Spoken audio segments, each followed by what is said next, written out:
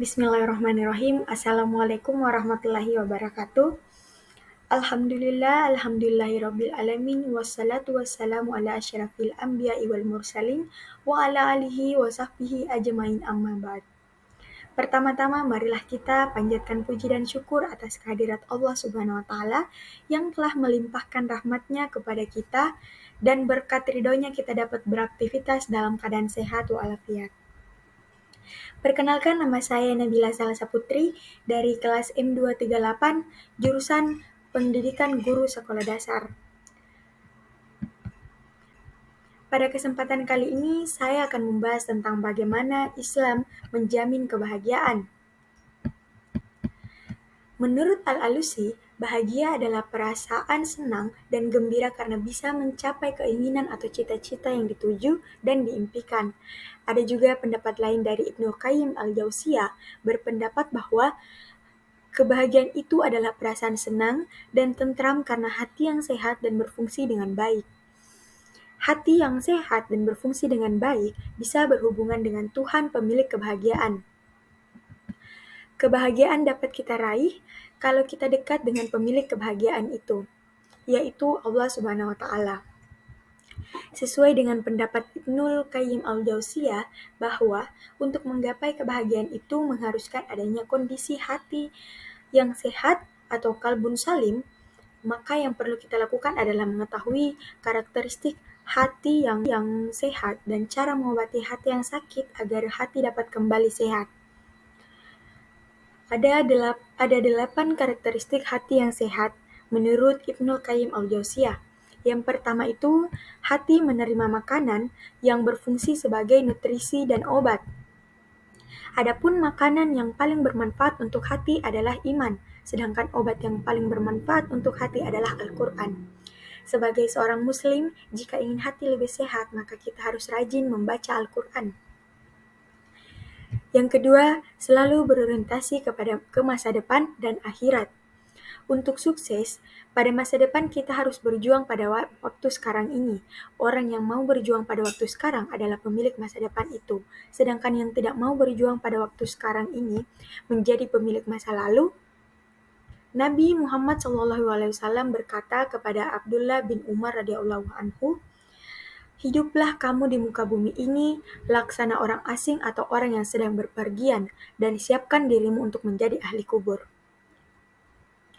Ali bin Abi Thalib juga menyatakan bahwa dunia itu pergi meninggalkan kita, sedangkan akhirat datang menjemput kita.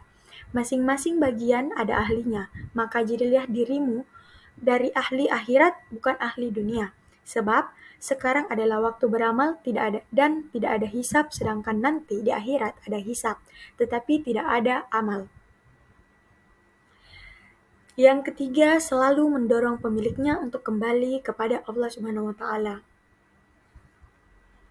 Tidak ada kehidupan, kebahagiaan, dan kenikmatan kecuali dengan ridhonya dan dekat dengannya. Berzikir kepada Allah adalah makanan pokoknya, rindu kepada Allah adalah kehidupan dan kenikmatannya. Yang keempat, tidak pernah lupa dari mengingat Allah Subhanahu wa taala.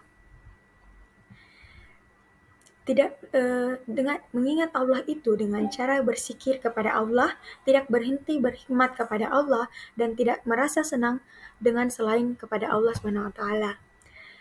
Selanjutnya, yang kelima, jika saja lupa kepada Allah Subhanahu wa taala, segera ia sadar dan berzikir kepadanya. Yang keenam, jika telah masuk waktu sholat, maka ia langsung melaksanakannya. Yang ketujuh, memerhatikan waktu dengan baik. Dan yang kedelapan, yang terakhir, hati yang sehat selalu berorientasi kepada kualitas amal, bukan kepada amal semata. Oleh sebab itu, hati yang ikhlas mengikuti nasihat, mengikuti sunnah, dan selalu bersikap ihsan. Dapat kita simpulkan bahwa hati yang sakit adalah hati yang tidak memiliki kriteria sebagaimana yang saya uraikan tadi. Jadi, kalau hati enggan untuk menghindar dari makanan yang sehat atau malah sebaliknya, hati beralih ke makanan yang tidak sehat, berarti hati itu sakit. Demikian pula jika ia tidak mau makan obat, menghindar dari obat yang bisa menyembuhkan yakni Al-Quran, berarti hati itu pun sakit.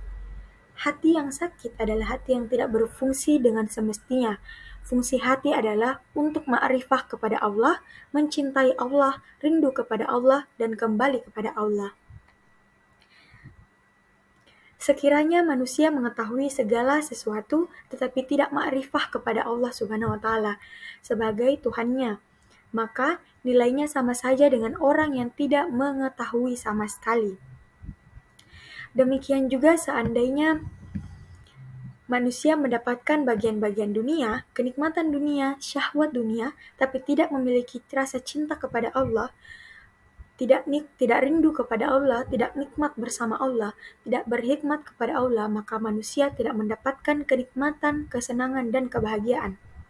Sekiranya hati manusia itu bahkan kosong, tidak mendapatkan semua itu, maka kehidupan dunia akan menjadi siksa baginya.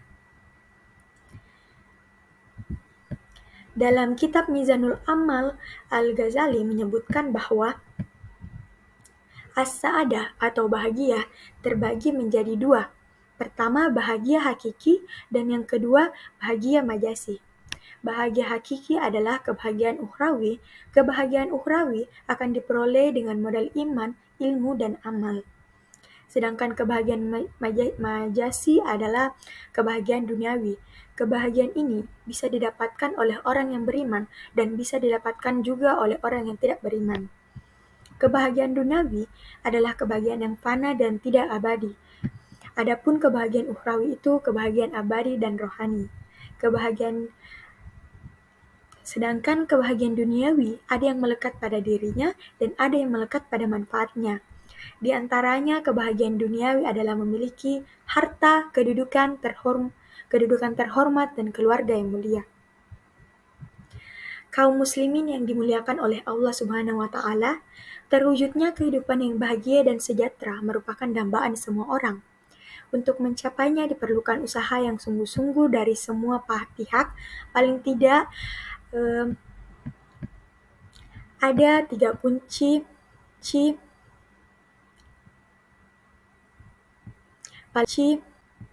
Paling tidak, ada 3 kunci yang harus kita miliki dan kita laksanakan dalam hidup ini. Yang pertama, yaitu takwa. Pada diri manusia, ada 2 potensi sekaligus yang dapat membuat dirinya menjadi orang yang sangat baik atau yang sangat buruk. 2 potensi itu adalah sifat takwa dan sifat fujur atau durhaka.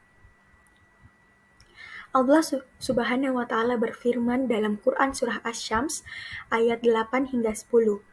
Maka Allah mengilhamkan kepada jiwa-jiwa itu jalan atau kefasikan dan ketakwaannya. Sesungguhnya beruntunglah orang-orang yang mensucikan jiwa itu dan merugilah orang-orang yang mengotorinya.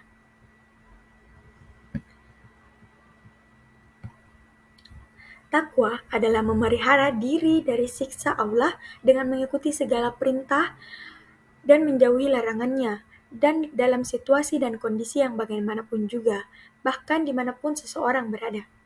Ketakwaan kepada Allah Subhanahu wa taala merupakan kunci kemuliaan bagi manusia, karena setiap mukmin harus berusaha untuk bertakwa dengan sebenar-benar ketakwaan, sehingga hal ini tidak hanya ditekankan kepada umat Nabi Muhammad SAW, tapi juga kepada umat sebelumnya. Allah Subhanahu wa taala berfirman dalam Quran surah An-Nisa ayat 131 yang artinya, dan kepunyaan Allah lah apa yang ada di langit dan di bumi, dan sungguh kami telah memerintahkan kepada orang-orang yang diberi kitab sebelum kamu dan juga kepada kamu, bertakwalah kepada Allah. Tetapi jika kamu kafir, maka ketahuilah, sesungguhnya apa yang di langit dan apa yang ada di bumi kepunyaan Allah, dan Allah Maha Kaya lagi Maha Terpuji.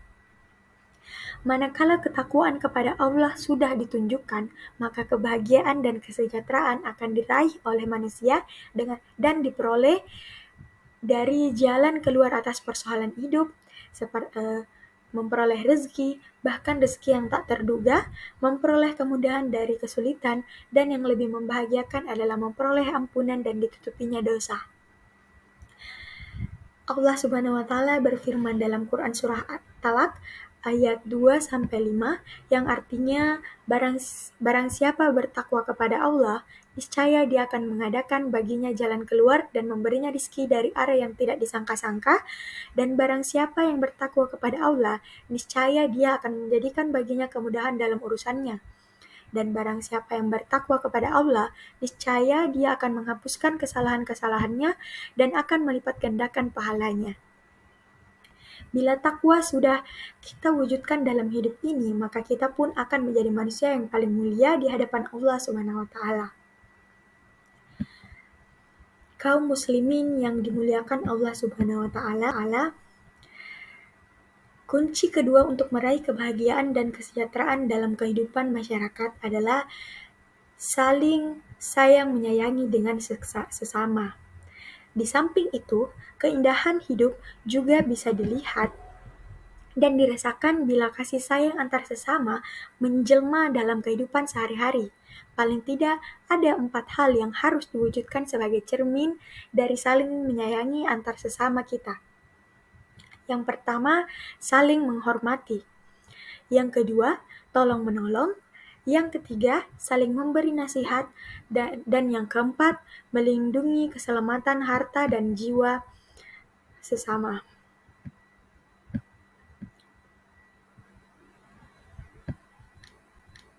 Selanjutnya, kunci ketiga untuk meraih kebahagiaan dan kesejahteraan adalah melaksanakan tanggung jawab.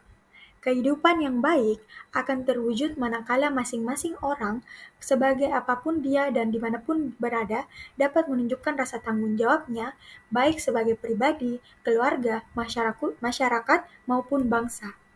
Karena itu, kita harus sadar bahwa banyak sebutan yang ada pada diri kita. Di balik itu ada kewajiban yang harus kita tunaikan. Namun yang amat kita sayangkan adalah banyak orang yang tidak bertanggung jawab sehingga terjadi kekacauan dan kesengsaraan. Padahal segala sesuatu akan dimintai pertanggungjawabannya oleh Allah Subhanahu wa taala. Dalam Quran Surah Al-Isra ayat ke-36 yang artinya, dan janganlah kamu mengikuti apa yang kamu tidak mempunyai pengetahuan tentangnya, sesungguhnya pendengaran, penglihatan, dan hati, semuanya itu akan dimintai pertanggungjawabannya. Dalam kehidupan, masing-masing orang bertanggung jawab hingga ke akhirat nanti, karena Allah Subhanahu wa taala menegaskan kepada kita agar jaga dirimu dan keluargamu dari api neraka. Bahkan dalam konteks kepemimpinan, kita juga memahami bahwa Rasulullah SAW pernah bersabda yang menyebutkan bahwa setiap kita adalah pemimpin dan akan dimintai pertanggungjawaban tentang kepemimpinan itu. Karena itu, pemimpin yang bertakwa kepada Allah amat kita butuhkan dalam hidup ini. Dengan demikian, kita harus berusaha untuk terus berjuang mengembangkan kehidupan yang baik dan sejahtera meskipun kendala yang kita hadapi sangat besar. Oleh karena itu, marilah kita mematuhi perintah Allah Subhanahu wa taala dan menjauhi larangannya agar kebahagiaan selalu membersamai kita.